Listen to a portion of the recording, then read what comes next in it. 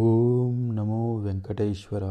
अगर आप भी तिरुमाला तिरुपति बालाजी के दर्शन करने के लिए जाना चाहते हैं और उसके बारे में संपूर्ण जानकारी जानना चाहते हैं तो आपने सही वीडियो का चयन किया है। चलिए आज के इस वीडियो में हम बात करने वाले हैं तिरुपति बालाजी कैसे पहुँचें, वहाँ कहाँ पर रुकेंगे, क्या क्या देखेंगे, दर्शन करने के लिए टिकट कहाँ से खरीदेंगे, टिकट का ओपनिंग कब होता है, साथ ही तिरुपति से नज़दीक कौन कौन से स्थान हैं जिन्हें हम भेंट दे सकते हैं, साथ ही तिरुपति से आगे हम किन शहरों को या स्थानों को भेंट देकर तिरुपति के साथ और किन शहरों का टूर कर सकते हैं और साथ ही इन सभी के लिए कितना खर्चा होगा आदि सभी बातों के बारे में आज के इस वीडियो में विस्तार से जानते हैं।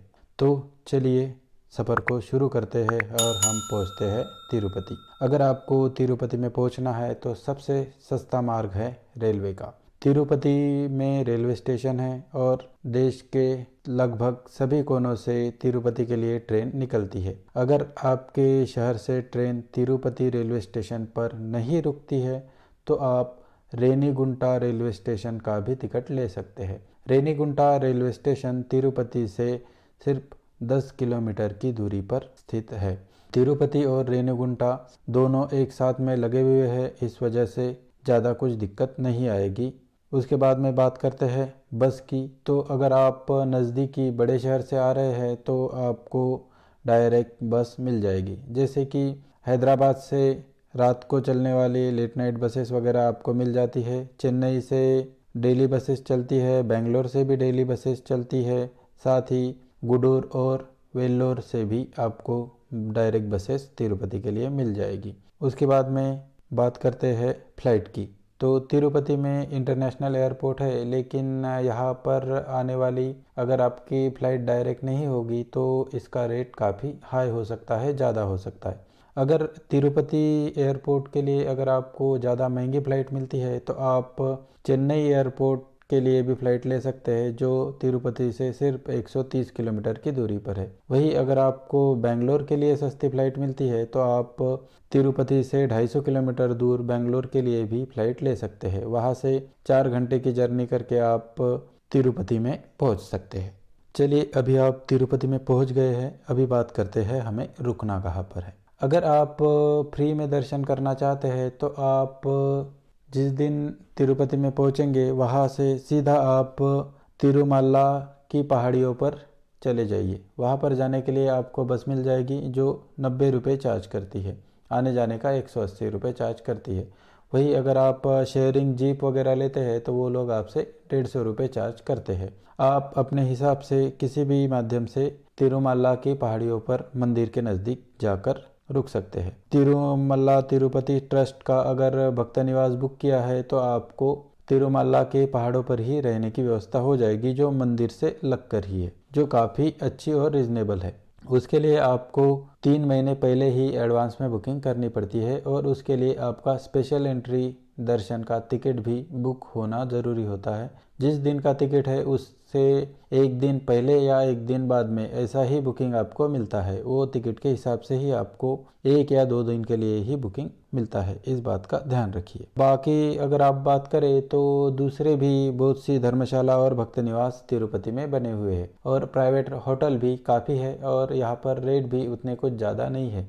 अगर आप धर्मशाला में जाएंगे तो आपको 150-200 रुपये में काफ़ी अच्छा रूम मिल जाता है। भक्त निवास में भी आपको सस्ते में काफ़ी अच्छा रूम मिल जाता है। अगर आप फ्री में दर्शन करना चाहते हैं और आप रूम वगैरह नहीं लेना चाहते हैं तो आप सीधे फ्री के दर्शन लाइन में लग सकते हैं और वहाँ पर जब आपको दर्शन हॉल में शिफ्ट करेंगे तो वहाँ पर आपके लिए स्नान वगैरह करने की सभी व्यवस्था अवेलेबल है, तो आप सीधे दर्शन लाइन में लगकर बाकी वहाँ पर स्नान कर सकते हैं। या फिर मंदिर के बाजू में ही आपको एक तीर्थ कुंड मिलेगा, वहाँ पर भी आप स्नान कर सकते हैं और स्नान करके आप दर्शन लाइन में लग सकते हैं। अगर आपको अपना समय बचाना है तो आप अपना बैग, मोबाइल फ़ोन वगैरह आदि तिरुपति देवस्थान के जो लाइन के बाहर ही लगे हुए जो काउंटर्स है तो आप वहाँ पर भी जमा कर सकते हैं, ताकि आपका लाइन में लगने के बाद में हॉल में जाते वक्त जो बैग वगैरह सबमिट करने के लिए समय जाता है वो समय आपका बच जाएगा और आप थोड़ा पहले आगे पहुंच सकते हैं, क्योंकि भीड़ बहुत ज़्यादा होती है।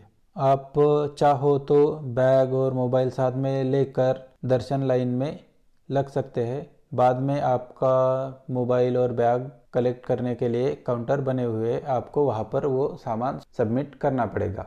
वो सभी मोबाइल बैग वगैरह आपको दर्शन करने के बाद बाहर आने के बाद में आपको लगेज रिसीविंग काउंटर पर मिल जाता है।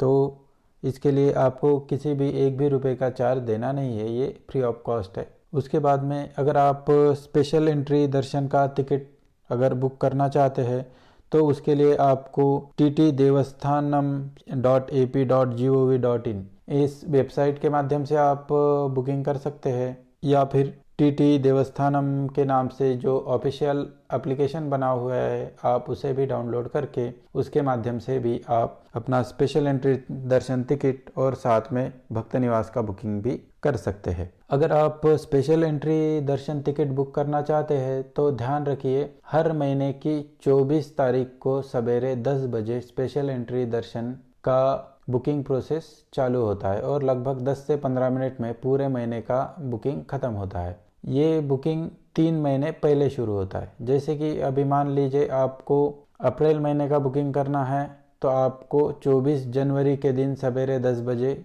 आपका स्पेशल एंट्री दर्शन टिकट बुक करना पड़ेगा। उसके 1-2 दिन बाद आपको भक्त निवास का बुकिंग करना पड़ेगा। अगर मान लीजिए आपको मार्च महीने में जाना है तो आपको 24 दिसंबर के दिन सवेरे 10 बजे स्पेशल एंट्री टिकट का बुकिंग करना पड़ेगा। देवस्थान ये बुकिंग की तारीख लगभग 18-19 तारीख को हर महीने को डिक्लेयर करती है, तो वो हिसाब से लगभग 24 तारीख को हर तीसरे महीने की बुकिंग के लिए सवेरे 10 बजे आप ट्राई कर सकते हैं। अगर आपको स्पेशल एंट्री दर्शन टिकट नहीं मिलता है तो आप श्रीवरी मेट्टू पैदल यात्रा मार्ग के माध्यम से जा सकते हैं और वहाँ के लिए हर रोज़ सवेरे 6000 टोकन इशू किए जाते हैं। ये 50 रुपये वाले दर्शन टिकट का लाइन रहता है, इसके लिए आपको फ्री में टिकट दिया जाता है और इसके लिए आपको तिरुपति से तिरुमला की पहाड़ी पैदल चढ़ना पड़ता है। चलिए अभी बात करते हैं हमें तिरुपति में क्या क्या देखना है। तो सबसे पहले हमें तिरुमला तिरुपति बालाजी मंदिर,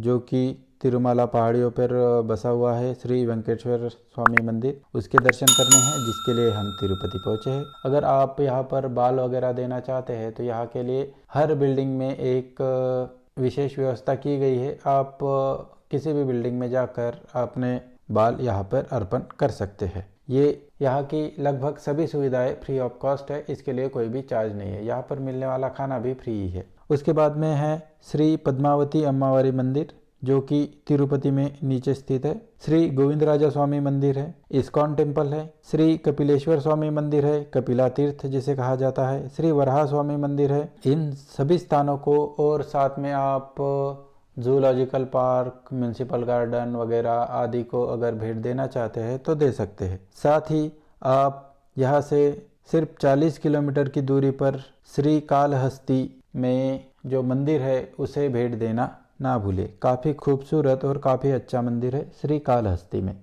तो तिरुपति में आए तो आप श्री कालहस्ती ज़रूर जाइएगा। यहाँ के लिए कंटिन्यू बसेस चलती है जिसका किराया एक तरफ का 55 रुपये है। तो आप श्री कालहस्ती में बस के माध्यम से भी जा सकते हैं। उसके बाद में बात करें यहाँ पर हमें कब जाना चाहिए, तो यहाँ पर लगभग हर मौसम में हर सीज़न में भीड़ रहती है। छुट्टियों के दिनों में यहाँ पर ज़्यादा भीड़ रहती है, तो उस हिसाब से आप छुट्टियों के दिनों को छोड़कर अगर दूसरे दिनों में दर्शन टिकट वगैरह बनाते हैं तो आप जा सकते हैं। हाँ, दर्शन स्पेशल एंट्री दर्शन टिकट के लिए ध्यान रखिए, अगर आपको दर्शन का स्लॉट दोपहर 12 बजे का, 2 बजे का, 3 बजे का या रात के 8-9 बजे का भी मिलता है तो वहाँ पर आपको लिखा मिलेगा हर जगह कि आप 1 घंटा पहले ही पहुँचे। लेकिन वहाँ पर ऐसे इस नियम को कोई फॉलो नहीं करता है। रात के 10 बजे का जिसका दर्शन का पास है वो सवेरे 9 बजे से ही लाइन में लग जाता है और सवेरे ही 10-11 बजे तक अपना दर्शन कंप्लीट करके बाहर निकल जाता है। तो अगर आपके पास जिस दिन का दर्शन पास है, स्पेशल एंट्री दर्शन पास है, उस दिन का दर्शन पास लेकर आप सवेरे 9:30 बजे, 10 बजे आपके समय के हिसाब से सवेरे सवेरे जल्दी, जितने जल्दी हो सके उतने जल्दी जाकर आप दर्शन